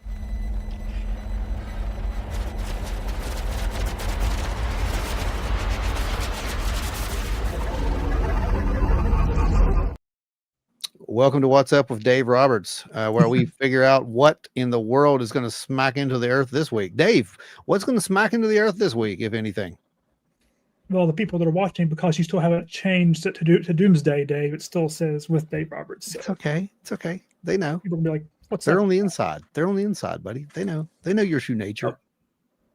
Well, pardon my voice, folks. I'm a little hoarse tonight, so I have some medicine I'm on. It's messing with my vocal cords, so hope you can hear me okay. Some of the recent news is over the past couple of days. Actually, 3i Atlas is actually actively releasing water vapor, which is much farther from the sun than expected. Okay. There were some observations that were explained by the ESA on October 16th, was today.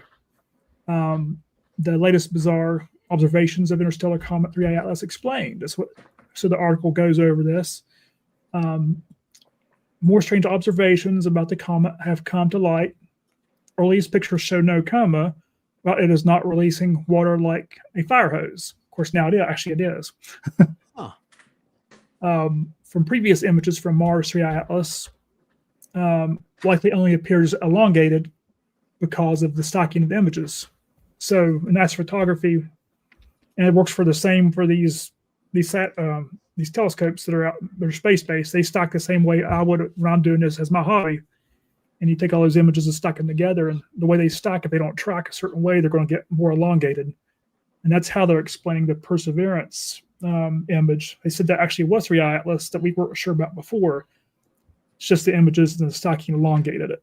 That's what they're explaining it as, you know. Yeah.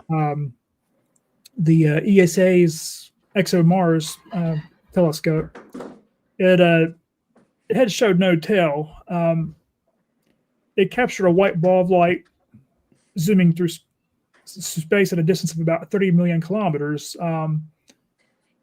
This dot is the center of the comet, comprising of its icy rocky nucleus and surrounding coma, basically. That's what they're saying. Okay. This is recent. Like I said, this is all recent. ESA has said that 3i Atlas, its tail was quite dim, but it does have a tail, it's just very dim. The coma is just really bright, which it's huge. Okay. And let's see here. This is a good one here. So this kind of explains the objects around it that some have conspiracy theories out there that it's spaceships surrounding Atlas. You mean it's not? I don't think so. Yeah, I don't think so. But he doesn't say he doesn't know. So you heard that. He said he thinks, right? So you all heard that. So it could be. Yeah. Could be aliens surrounding. You never know. Probably not. It's still inconclusive, but I mean, I'm leaning towards more of an unusual comet. But they say that 3i Atlas was found to be losing water at a rate of roughly 40 kilograms per second. Okay. This led the scientists to conclude in October that at least 8% of the comet's surface must be active when the number is typical. This number is typical in comets is only usually around 3 to 5%. Okay. So it's rare. That's what you're telling me. It's very rare. Things doing is extremely rare. But it's also an interstellar object. It's not from, it's not our normal comets. But it gets more strange. Okay, let's hear it then. All right, so they do say that the authors of this research do say that this is happening not from its solid surface, but an icy debris drifting around it. So there's possible spaceships. Or what Octo said. The scariest possibility to me is if it's breaking apart, shotgun blasts from space are not good. You are 100% correct, my friend. Actually, no, you're 1,000% correct, my friend. So let's see here. How's Dave's back going, by the way? Your fans want to know how your back's doing. It's doing better. I'm pretty sore. Of course, had a nice allergic reaction to the antibiotics, so they've had me on prednisone. Okay. And folks that have had that prednisone know how nasty that stuff can be. And it's definitely messing with the old thinker up here too a lot.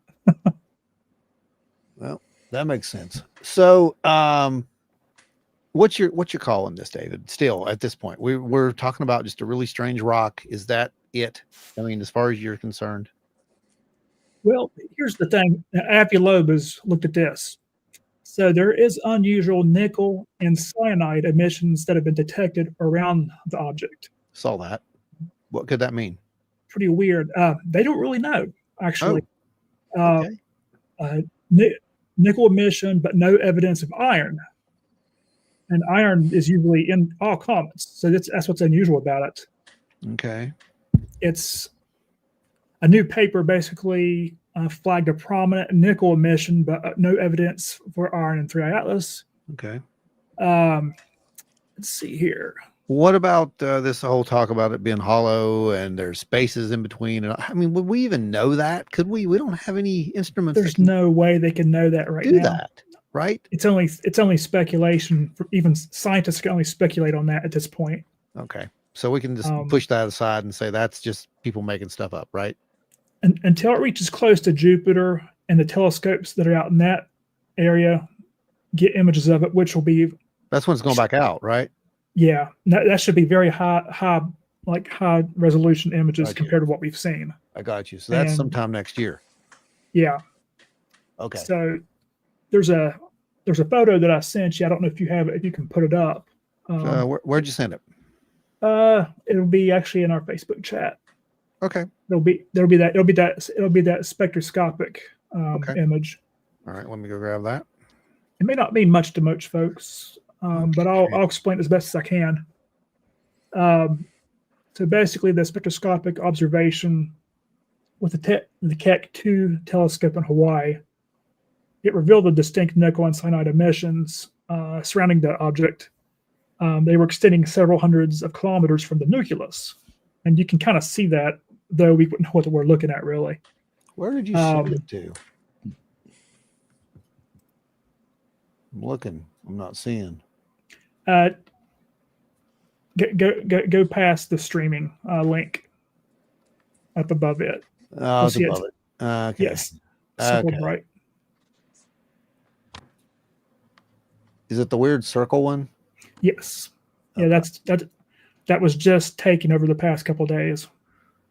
All right. So this one here. Yeah, because there is actually a telescope on the other side that actually can see it. And that's that's the image that it took. But that's the best I can do right now, of course. Okay. Can you see that? I'm not seeing it on the screen at the moment. Okay. Let me go ahead and grab it. Let me pull this back over here. And let's just do this. Save as. Yeah. Radio. So what do you make of all this, Adam? You've got a telescope? Have you been out there looking at anything at this point? Or are you a little bit? Yeah. You know, I mean, like I've had limited time. The fall's really good, and I'm trying to head up to Greenbrier County with the telescope to really get a good view, like from the family farm. We can see the Milky Way mostly. Gotcha. And but you know, my concern is with Dave is you know, since he's Doomsday Dave now, right? Is and talking about objects following the comet is how soon are we going to have Dave become Heaven's Gate 2.0? I know. Yeah, that's right, Dave. Because this is all happened first. This is all happened. Well, you know, I mean, yeah. Anyway, is this the image you're talking about, David? All right. So yeah, that image. That's what we're talking about. This looks like something from a game I played when I was a kid. I mean, this does remind me. Yeah. What are we looking asteroid at? Or something? Yeah. That's appropriate. What are we looking at, David? So I'm basically going to read this, almost quote this, but spectroscopic observations with the Keck 2 telescope in Hawaii revealed distinct, of course, nickel and cyanide emissions surrounding the interstellar object, extending several hundred kilometers from its nucleus, summarized by astrophysicist Avi Loeb, which is our fellow, as people know, who suspect it could potentially be alien. Yeah. Shows an anomalous concentration of nickel and an absence of iron lines. Behavior unseen in known comets. It says, he said here that these results, together with earlier Hubble images showing an anti-tail oriented toward the sun, further reinforces the object's unusual nature. And they have no explanation of what that could possibly be. That's just, it's still an unknown. It's weird that that's happening. I mean, I've kind of theorized maybe it's some form of gravity. Maybe there's some kind of maybe there's something in there that's pulling it. I don't know. It's weird. So you're saying that there really is something anomalous going on here that just doesn't stack up. And it's not just one thing. There's a bunch of things that are anomalous with this object that are not stacking up. That's what you're telling me. Yeah, and a lot of the scientists that are kind of like, oh, it's Avi Loeb, he's a goof. Oh, come on. Though he's a very well-respected scientist, there's some that are criticizing him, but the common denominator is this: all these astrophysicists and scientists do agree with him on that aspect. Right. It's unusual, right? And there's these unknowns they can't explain. Godot, yeah, that's true. But what we were talking about is there's actually a story going around on one of these that it's a metallic body and that there's cavities inside. So basically, a gigantic spaceship is what they were getting at.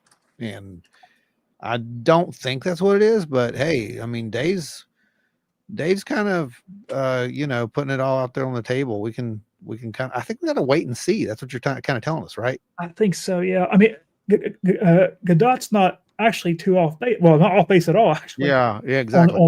On that trolling, like what mentioned, trolling for publicity, sensationalism. Yeah. I have to agree with that to quite a bit, honestly. I mean, of course, we don't know Avi Loeb personally, so we can't say one way or the other for sure. But it does seem like the media obviously took off with it, and then when he's been interviewed, he's been pretty sometimes over the top about that. So, I think it's like anything when someone gets their 15 minutes of fame, so to speak. Sometimes that can influence your decisions and what you do.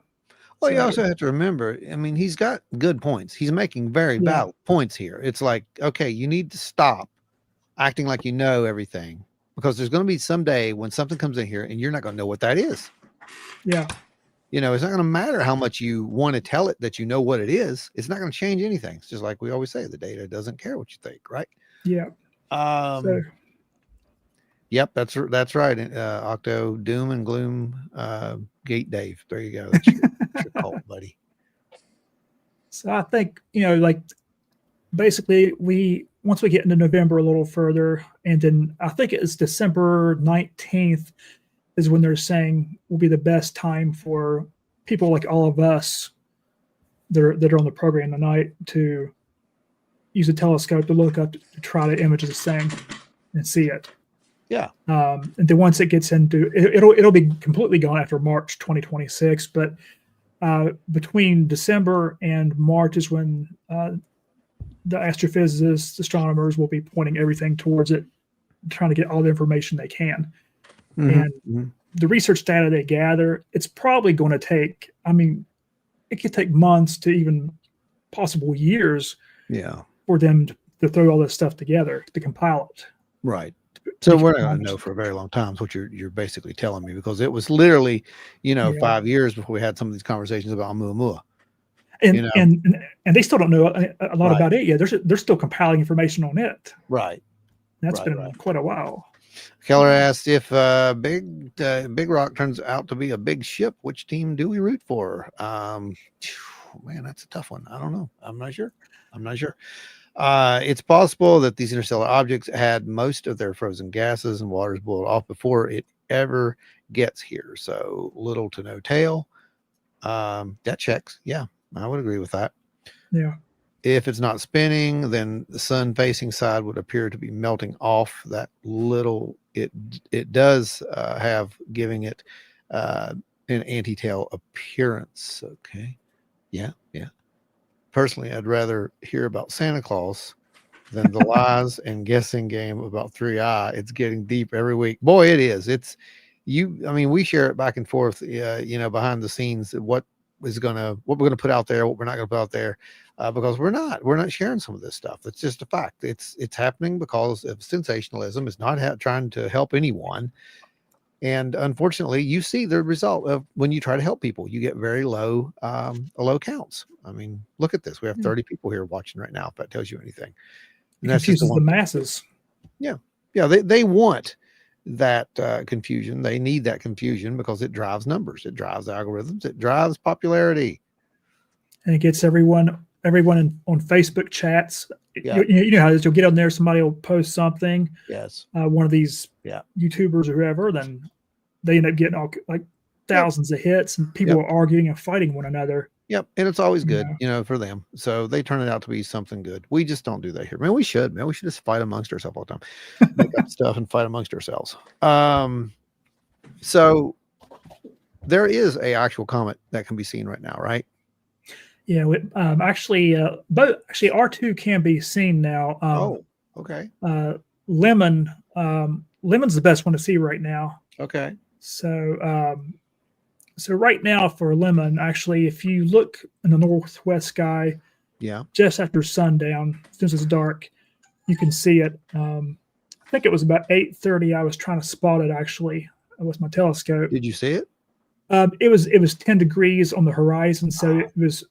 I had a tree right where I wanted to see it. So if I would have caught it about a half hour earlier, like right at 8 o'clock, I would have nailed it. But I was too late.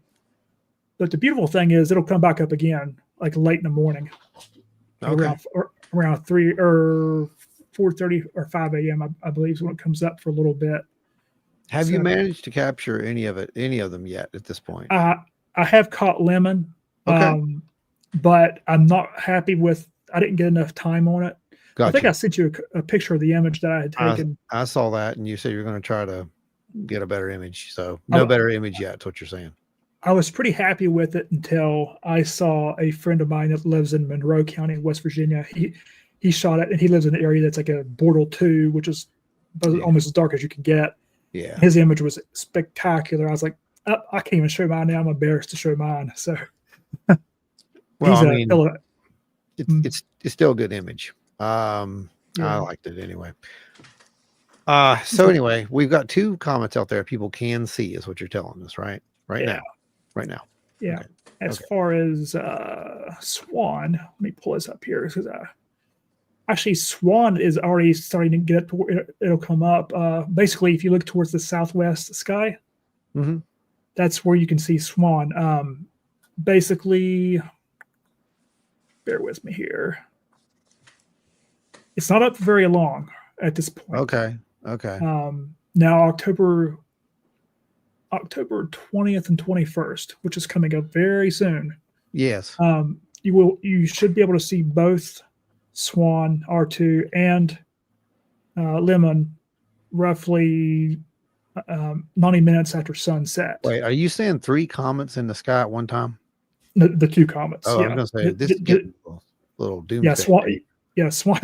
The Swan R2 and Lemon. Yeah, about 90 minutes after sunset. Okay. All right. So 90 minutes after sunset, there's a chance that you'll see 2 comets. All right. Well, that sounds good. When the universe gives you lemon comets, you make Mothman margaritas. Yes, you do, Jordan. Yes, you do. That's exactly what you do. That's a great one. I agree with that. I could take a margarita right now to help with my vocal cords. I wouldn't probably. You wouldn't remember. It's just you'd be in pain. It's not going to help you any. Yeah, it won't help you. So, anyways, guys, back to that's amazing. By the way, thank you for trying to clear up some of the hype and hysteria about the comets and all the other stuff that's happening. I think the people do appreciate that. It's good to hear actual point of view. So let's get back to what we were talking about earlier. This case where this guy saw this stuff, right? If we look at the escalations that took place on this, and David, you were there. Both of you have been out there in the field, and you've seen this stuff, and you've seen the call and responses. Again, both of you have seen this stuff. Did it seem to you that whatever this was trying to do the same thing that whatever it was trying to do to us? Like that it seems that it was trying to not just get you to look up, but get you to engage? It seemed intelligent to me. I mean, it really did. That's what's weird about it. Adam? Yeah. I mean, all this stuff wants is engagement and grow beyond this moment. Mm-hmm. And, you know, as far as it goes, like I said, I think this guy's had, I think it's clear. I think he's had experiences before. And it wouldn't surprise me if they're older, you know, that it may have even happened, you know, it might be what put him where he's at. Mhm. Let's just call it what it is, because there is a possibility that some of these things are manipulative to the point of, you know, putting people where they need to be for certain things to happen. Correct. I mean, that sounds weird, but that's what the data kind of shows you after a while. If you really look at that data and you try to understand it, you know, you see some strange patterns, and some of the patterns are basically manipulation of not only the human genome, but of society, human society. And then you have to ask, well, if this is aliens, why in the world would they care about human society? Depends on what comes after us. Oh, that's a good point. What you just said. So, yeah, I think that we're dealing with something that is multifaceted. I think that's the best way to Yeah. put that. Wouldn't you say? Exactly. I mean, like, Yeah. I think we're a part of what comes after us. I think, you know, we're the major part of the equation. Yeah. And I think whenever it really comes down to it, our, I guess you would call it success, is what is hinged with whatever this is. But it can't come in and just like say, okay, go do this. Right. There's almost like a free will of us having to choose, Mm-hmm. you know, and if we don't choose correctly, that's on us. I would tend to agree with this. And the fact that it's happening near these strategic sites, there's a lesson here. There's a lesson here. I mean, The there is synchronicity of it all. Right. They're the guidepost. Yeah. You know, that's the whole point. And it's like, you know, there are those who are thinking, oh, they don't want us to destroy ourselves. Well, you know, maybe by destroying ourselves, we destroy them. And it's really a mutual existence rather than a mutual, you know, assured destruction. It's about mutual existence. Well, what if we're supposed to go out and do what they're doing for another society? Exactly. So there's What so if many we're supposed things, to go out and help our brothers and right, sisters? rather than blowing each other up here on one rock. Yep. Yeah, I'll agree with you on that. I think that's absolute. Mid Ohio, I was sky watching last night and got tricked by Jupiter. It didn't look like a planet at all. Looked like UAP. Yeah, it'll do that to you. Arcturus will do that to you too. So will Sirius. There's a few bright stars out there, not just planets, that'll do that. Yeah, actually, if you go out tonight, there's an app called Astrospheric. The folks can download it. It basically gives you, it's an astronomy app, basically for astrophotographers, and it'll show you how dark the transparency is and the seeing and cloud cover. And tonight is especially dark, especially towards about 11 midnight. So Sirius, Jupiter, they will be incredibly bright tonight. So folks, I see some folks talking in the chat about it. You know, that it fooled them. And as much as I do astrophotography, there's been times it's fooled me because you'll be driving along and it looks like it's moving. And I'm sitting there looking up like, what the heck is that? And I realize, oh yeah, duh, it's Jupiter. So looks I totally like get it. Beth is heading out. Everybody wish Beth a good evening. Thank you, Beth, for coming out and joining and spend some time with us. Oh my God, is that Helping Holler? It is.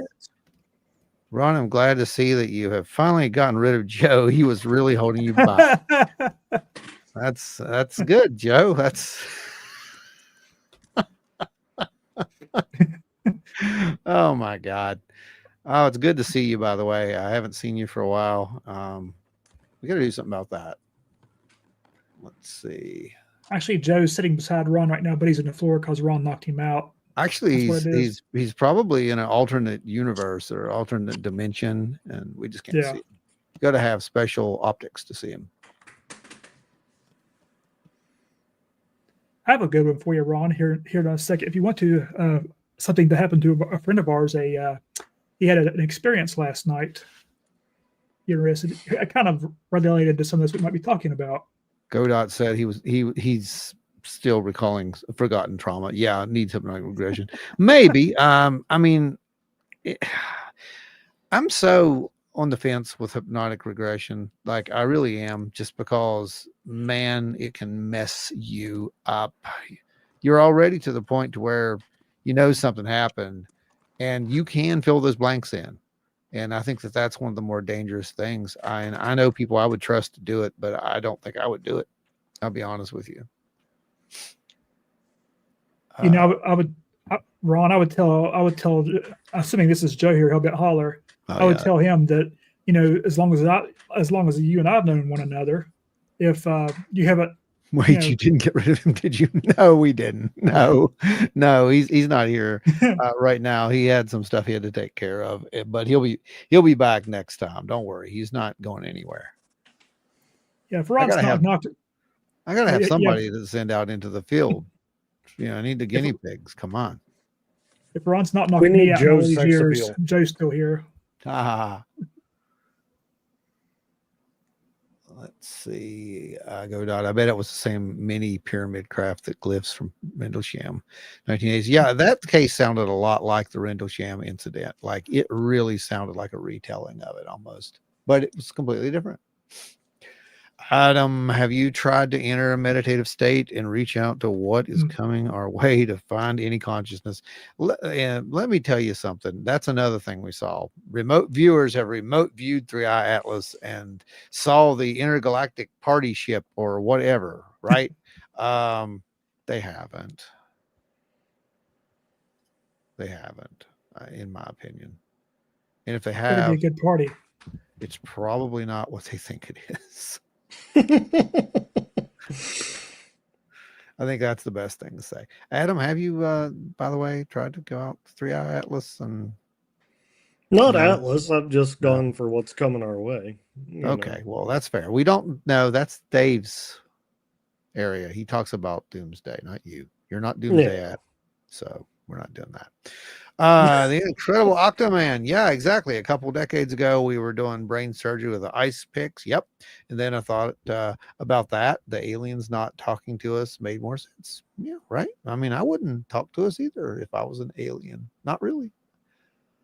Just zoom on by. Yeah, just move on. Adam, I just did that. Why is it? It's rolling backwards on me for some reason. Oh, that's just weird. He put it in twice. It's weird. Joe isn't here, and the three cousins take over the show. Yeah, I'm sure Joe's fine. Yeah, he's fine. My brother Daryl, my other brother Daryl. That's it, right? Brother Daryl and the other brother Daryl. Yeah, that was a good one. So anyway, David, you said you had a story or something. What an account? Yeah. What's going on? You know how we talk about the paranormal in general. UAP, Bigfoot, hauntings, where we kind of think it all could be related, possibly, right? So that's kind of where I'm. Maybe. Yeah, right. Then there's no way to know, at least for now. But no, a friend of ours, which I don't want to mention the location because I don't believe he would appreciate me mentioning that. Or his name. Probably not. It's something we don't do. So don't do it. God, exactly. Have I not taught you enough? Hang on. Keller just threw another. Uh-oh. One more for the road. Oh, bless you, my friend. Bless you. Actually, yeah, let's bless you. Hang on. You know what? Make it a good one, Ron. Make it a good one. Still a good one. Let's do. It's gonna be fancy. You know what? Let's do this one. We don't do this one enough because it's kind of long, but it's Ron in a swimsuit. It took a long time to make this thing, so why not use it, right?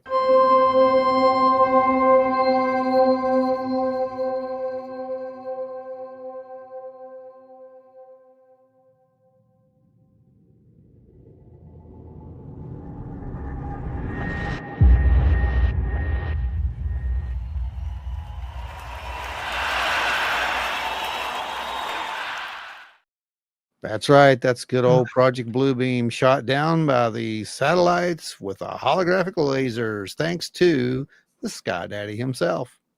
Thank you, Keller, for unlocking that. And folks, we did hit our goal. So next week, you're going to get a new one. I don't know what it's going to be, but it's going to be something cool. But more than that, you're also going to get some really cool new content that we're working on. And I think you'll be very happy with it.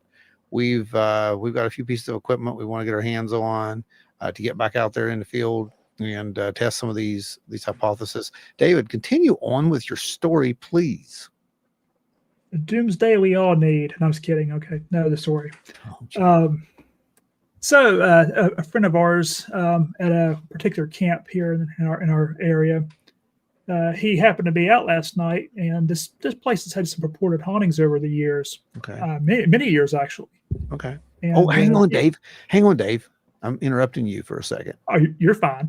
No, I'm really not. But we're gonna make this. You're gonna talk about spooky stuff, so let's set the mood. Okay. There we go. Hang on. I want to make it better. That just sounds a little strange, Ron. Hang on. Here we go. Here we go. Okay. Let's just turn this one off right here. Adam, he's putting music on for us. We should be. There we go. Now we've got us. Got a spooky little skeleton back there in the background, or whatever it is. I don't know what it is. I'm not sure what that is. I was afraid it was something romantic. Anyway, go, please. Please continue your story. So he was parked up behind the building, and at night they have cleaners that comes into the rooms, and sometimes they have to go outside behind the building to push the windows back in. And he happened to be locking up, and he thought all the cleaners were gone by that point, which actually they were. And he's looking down there where there's the air conditioning unit, and he sees a person standing there in the center looking at him. He's making eye contact with the person. And as he's like, oh no, there's somebody here on my property. So he goes to the vehicle to get his large flashlight, but he ended up putting his high beams on, and he got in his car, turned his high beams on, and it was gone. And where this is at, this specific spot, there's no, you have to run quite a ways to get out from the viewing range where this would be at. Otherwise, there's a drop off on the left once you get past it. So there would have been enough time for the person to run if there was somebody there, and there's nothing but woods behind it.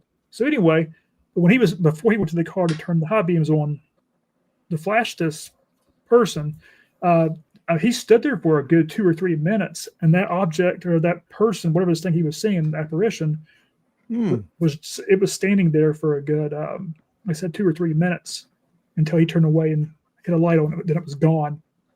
But he said he watched it move its head, make eye contact, could not see through it. Solid, right? Solid. And anyways, and see, he went back through the building just to make sure there was nobody in the building. I mean, nothing there at all. Dude, that is exactly what this guy reported. You know that, right? Like the shadow beings. We didn't play that clip, but that's exactly what he reported. They thought that it was their base commander. It was that solid. Yeah. And it just this particular camp has actually been having some activity lately, and this is not the first thing he's happened. They had some doors slam over the past few nights as well, just open and shut. And I've been in there myself where this place is at, and you have too. And these doors are heavy; they don't just open and close by themselves. No, they don't. And it would be good to actually be able to validate some of that stuff at some point. But we'll see how that goes down. Yeah. It's that's interesting. I mean, what do you do with it? What is it? That's the better question. Are we talking about ghosts? What is a ghost? There's a million questions that brings up, right, guys? Yeah, absolutely. I mean, I could say if we wanted to look at it in the veil of ghosts and apparitions, we've probably seen that at this point, wouldn't you say? Yeah. But I don't think that's what it is. I mean, I think that's just a label, man.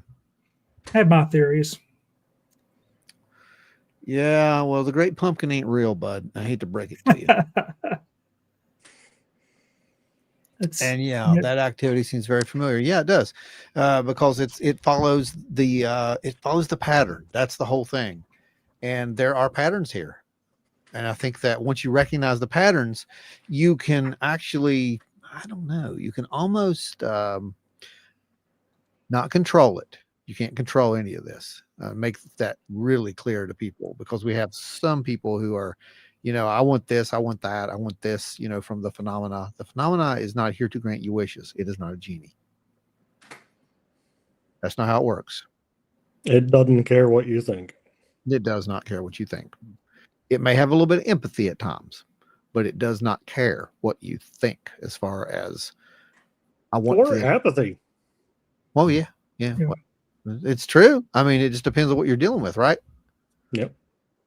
I think we can both safely say we're not talking about, when we say this, it's almost like, people think, oh, aliens, it's the same thing. Kind of like, oh, Bigfoot, it's the same Bigfoot. No, it's not. There are many things. Yeah, it's a spectrum. Yeah, it's spectrum.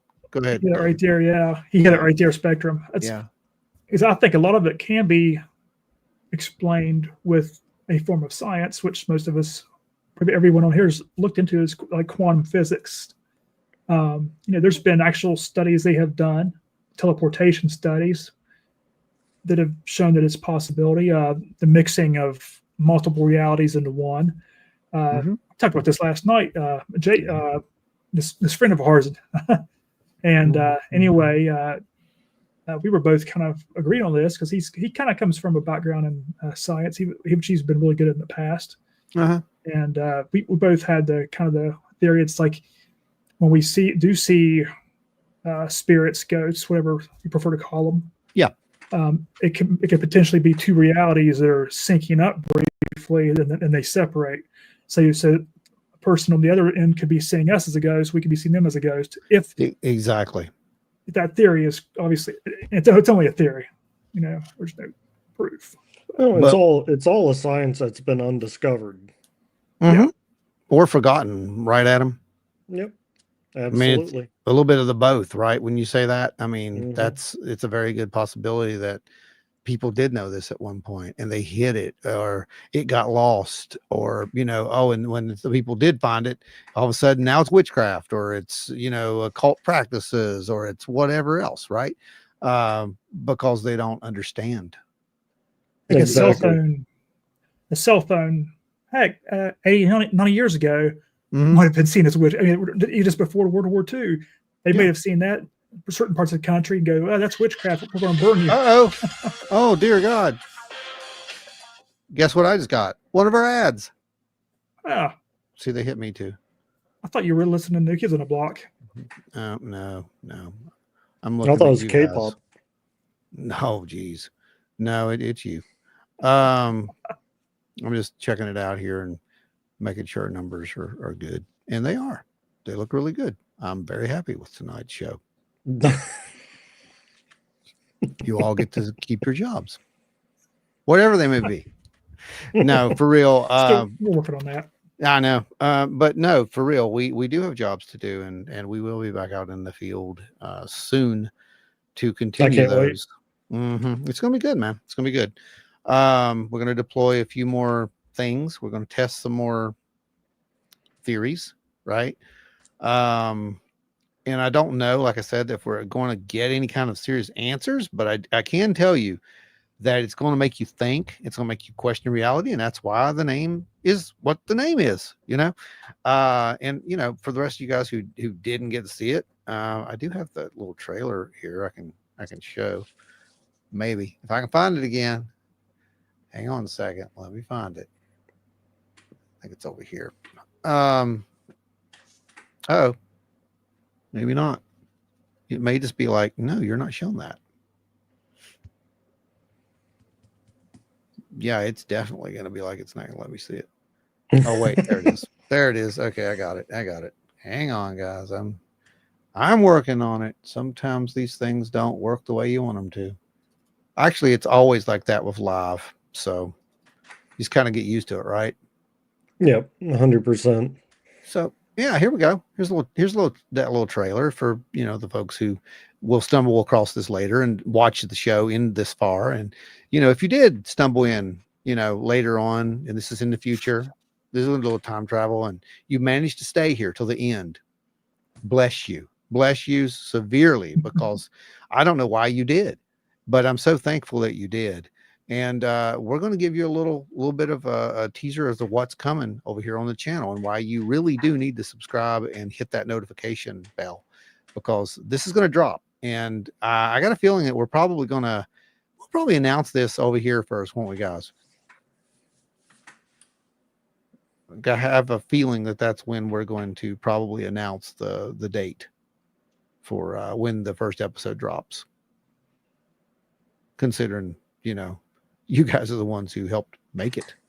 Here we go. The data's on the table, and the data shows that we're moving in a direction. There are multiple things happening at the exact same time that these sensors are catching stuff. This is sensor data. Were we being led around by the nose there? And is that same pattern going to continue from here?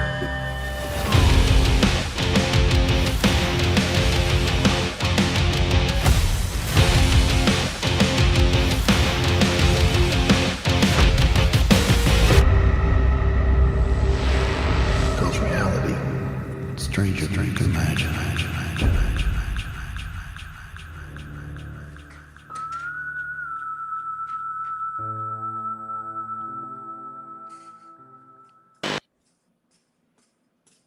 Yay, everybody. Hooray. Things. We did that. Oh, no, you're not going to play again. Stop. We don't like it that much. We don't like it that much. Anyway, that is the new series. That is Strange Realities. It will be exclusive over here. Actually, you guys are going to get to see it, and you're actually going to, some of you will probably be in it, to be honest, because there are a few people who have reached out to us and said, you know, we want to tell our story. It's time. They want to come forward. They want to tell their stories, and we're going to be the medium that they do that with. And it's one of those things where, like I said, it's a domino effect, right? This is disclosure. We are disclosure, and that's what we're going to do. So on top of all that, we're also going to be doing some incredible experiments, like I told you all, and it's going to get weird. I mean, it already did. I think we can safely say that, right, Adam? It's already gotten pretty weird. Yeah. No, I mean, why did you show another ad? When You said you're going to play a clip and you played an ad. Oh, ouch, ouch, ouch. You're right. You got me. This is our ad. So, you know, if we can get something from it, right? I mean, Spending ourselves. Might as well. The insurance agencies are getting something. I mean, we're not, they are. But anyway, no, for real, it's going to be a really good series. And I can't wait to really get it out there and let you guys see it and get your feedback, because again, what was really cool about when we did Paranormal Horizons was the feedback we got from the audience. I mean, some of it was hilarious. You know, the critiques were they were famous, but some of the actual feedback where they said, oh, you guys need to look over here. You know, there was this behind you. You know, they were being helpful. They were trying to point us in directions of stuff that we thought we missed. So I think that's part of it. And I think that's one of the things we want to do. You know, we want to hear from you guys. And I'm going to go over here and check the comments. I haven't checked them for a while. I don't know how Joe does this. You should see all the jokes they're making about you, Ron. Oh, that's great. Go dot. The X-Files whistle at the end got me. It's not. But you know where that's from? That's from a actual one of the ambient things me and Dave did back in the day. And that's just a little clip that was out of it. That's actually 3 pieces of music that are put together. The very first part's the flute. That's me playing it. Mm-hmm. And then the drums and all that stuff, right? And then it goes to that, the big heavy stuff. That's not us. That's the licensed stuff that we had to get. And then it goes right back into the ambient thing of that me and Dave did back in the day. Yeah. Yeah. So it's a lot of fun. A lot of fun. Well, as Keller said, it's an adception. That's what it is. You're right, guys. We got you. I like it. I mean, I really do think that it's going to be fun to do. And I really can't wait to tell some of these people, tell their stories. That's going to be the best part of this, because that's how we move forward. We tell those stories. And, we've only got like an hour and something of a story from Adam, for example, that you'll see that you've never seen before. I don't remember. I know.